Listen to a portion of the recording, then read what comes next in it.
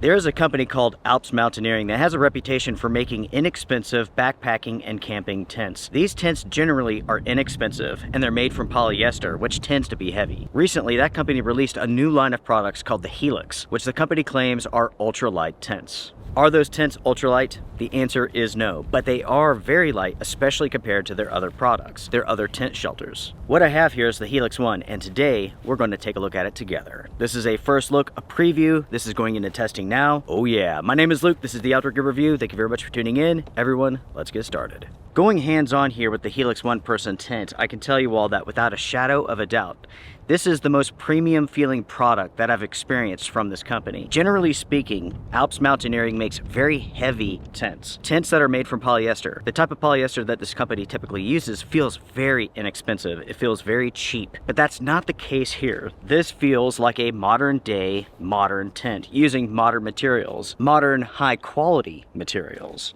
So without a doubt, there is a difference between this and their typical line of tents. Let's go ahead and do a component breakdown. With the tent here, we have the storage bag, we have a draw pull up here at the top, we have a grab handle down here at the bottom. On the inside here, we have the tent. We have two fabric compression straps.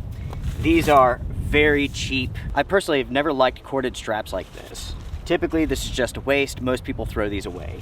By the way, everybody, on the inside of the storage bag, we have setup instructions. We have tent stake skylines. We have a notice here: do not return this item to the retailer. For missing or broken parts, we prefer for you to contact us. We have tent poles here, we have the fly here, and we have the body here. On the inside of the stake and cordage bag, we have 2, 4, 6, 8, 10 tent stakes with draw pulls. In addition to that, or those, we have some repair mesh, repair fly material, repair floor material, and we have 4 guy lines. As far as the poles go, what we have here are 3 of them. There's 1 long one and 2 shorties. With this tent and the poles, all of the grommets are color coded. That's nice, as that's going to make the setup process nice and easy.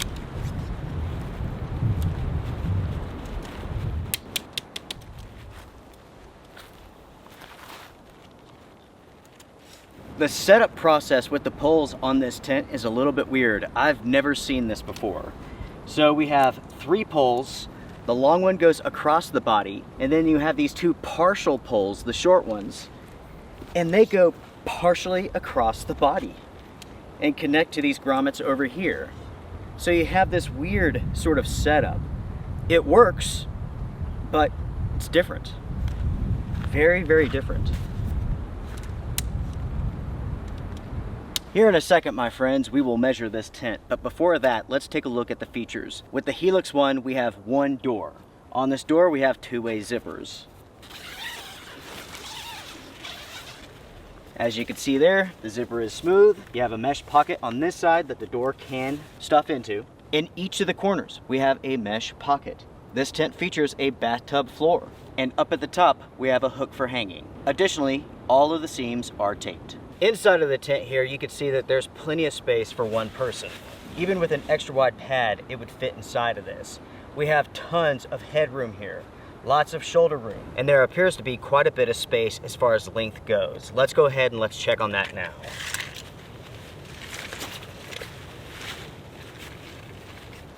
Realistically speaking,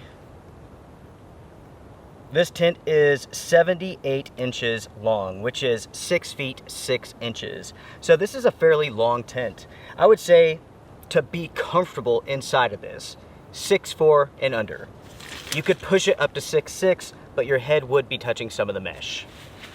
As far as width goes, we're looking at 32 inches, which is 2 feet 8 inches. Maximum height, we're looking at 38 inches, which is 3 feet 2 inches. So without a doubt, there's quite a bit of space inside of this tent, which I am glad to see. I was a little bit concerned. I had a suspicion that the tent was going to be very narrow, but that's not the case.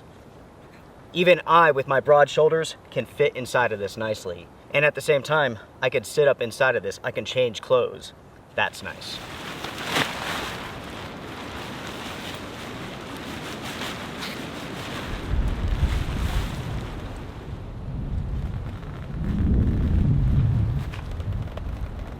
Overall, the setup process for this tent is very simple. It's a little bit different. You have 3 poles instead of 1 or even 2. You have 3. It's definitely different, folks, but the setup process is nice and easy. Everything is color coded, it all makes sense. You can get this tent set up easily within 10 minutes or less. If you're experienced, you could probably do it in 5. As far as the features go of the fly itself, there's some things I like, there's some things that I don't. What I do like is the fact that there's 4 guy line points, 1 at each corner of the tent. So when it's really windy, you can secure that tent very sturdily to the ground.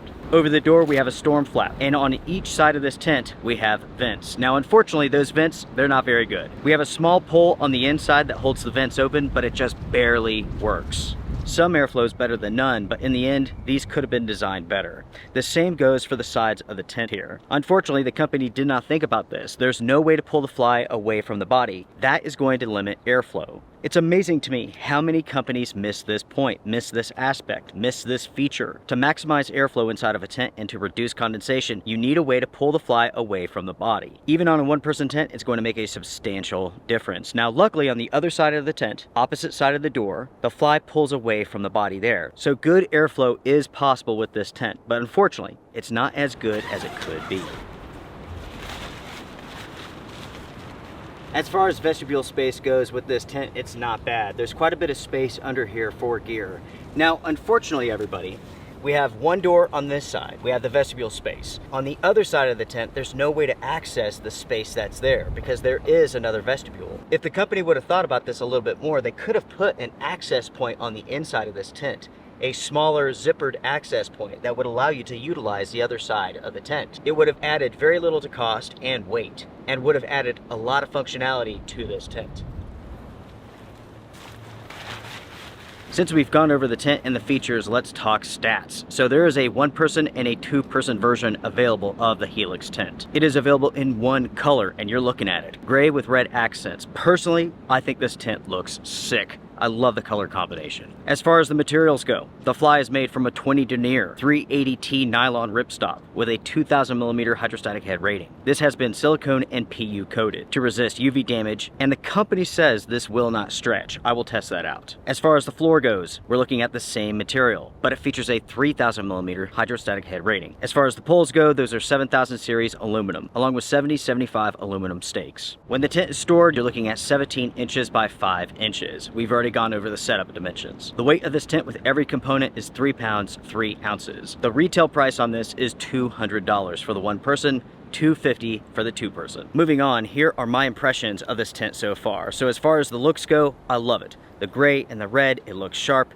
This is a nice looking tent. It's a cool looking tent. The setup process is super simple as mentioned. The quality is excellent. There's no issues here. The seam tape looks great. All of the stitching looks good. There's no issues, no loose threads, nothing like that. I've already discussed some of the issues that I have concerning this tent, such as the sides, you can't pull those out. Also, the vents, they're not very good. They're better than nothing, but they're not very good. As far as the weight goes concerning this tent, it is lightweight, but is it ultralight? No. For a 1-person tent to be classified as ultralight, it should be under 2 pounds. Again, this is 3 pounds. As far as the body goes, there's a ton of mesh. Airflow should be very good, even with the inability to pull the sides out. Inside of the tent, there's plenty of space. It's wide, it's tall, it's long. Yes, this tent did come with all of the components that are required to set it up, which is a plus considering the fact that I've purchased other Alps Mountaineering products, and on occasion, parts are missing. I don't know what the issue is, but it's so big the company has to include a little card, a notice, saying to contact them instead of returning the product. The store dimensions of this tent are excellent. It will not take up much space inside of your backpack. The guideline placements are excellent. As far as price goes, this is $200, and I'm not sure if that makes sense for a 1-person tent. You could easily go out and find 1-person tents very similar to this, some that weigh even less than this, with the same sort of materials for about 90 bucks. For 160 bucks, you could purchase a 2-person tent, which is very similar in terms of weight as this tent.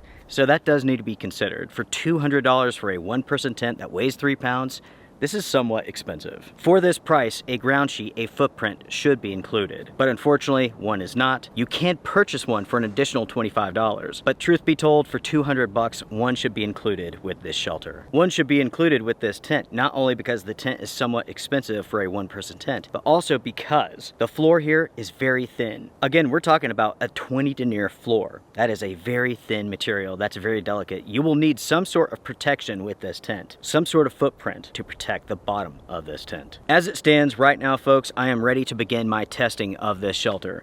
What I see here, I do like, but do keep in mind the points that I've mentioned already. It's not perfect, but it's close, right? If this tent turns out to be waterproof, which I think it will be, I could be wrong, of course. I have had issues when it comes to Alps Mountaineering products before, but we have to keep in mind this is a more expensive tent than what they typically push out, manufacture. Overall, my thoughts concerning this company are rather good, but this marks a new era for this company. This is a more modern, high-end tent. I mean, we're talking $200 for a one-person tent. From Alps Mountaineering, that's quite expensive. This marks a departure from the inexpensive, cheap polyester tents that they normally manufacture. So I do have high hopes for this tent. As long as it performs well in the rain and it doesn't leak, I think the overall ventilation performance is going to be good. It could be a little bit better, but I think it's still going to be pretty good. All in all, with this tent, the company hasn't done anything that really holds it back. Again, it could be a little bit better, but all in all, this looks good. Speaking of looks, I love the gray and the red. It really does look sharp. Now it's your turn to comment down below. Share your thoughts, everybody. What do you all think about the Helix one-person tent?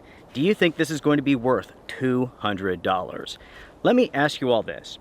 If you were to go out to purchase a one-person tent and you had $200 to spend, what would you buy? What tent would it be? Comment down below. All right, everybody, if you enjoyed this episode, hit the thumbs up before you go. It does help a lot. Again, comment down below, share your thoughts.